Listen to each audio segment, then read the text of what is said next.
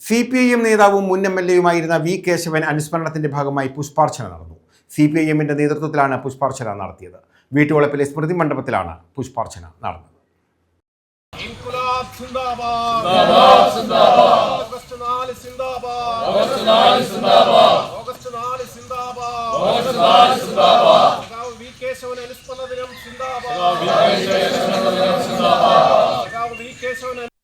CPIM നേതാവും മുൻ MLA-യുമായിരുന്ന V Keshavan അനുസ്മരണത്തിന്റെ ഭാഗമായാണ് കൊപ്രാപുരയിലെ വീട്ടുവളപ്പിലെ സ്മൃതി കുടീരത്തിൽ പുഷ്പാർച്ചന നടത്തിയത്.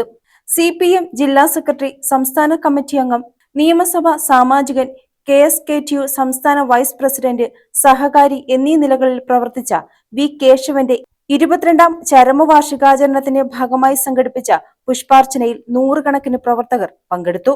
CPIM ജില്ലാ സെക്രട്ടേറിയറ്റ് അംഗങ്ങളായ K Raghavan, A Mahendran, advocate G Harishankar, ജില്ലാ കമ്മിറ്റി അംഗങ്ങളായ G രാജമ്മ, മുരളി തഴക്കര, മുൻ MLA R Rajesh, K Madhusoodanan, Koshy Alex, area secretary G Ajayakumar, ഗ്രാമപഞ്ചായത്ത് പ്രസിഡന്റ് G രമേഷ് കുമാർ തുടങ്ങിയവർ പുഷ്പാർച്ചനയിൽ പങ്കെടുത്തു.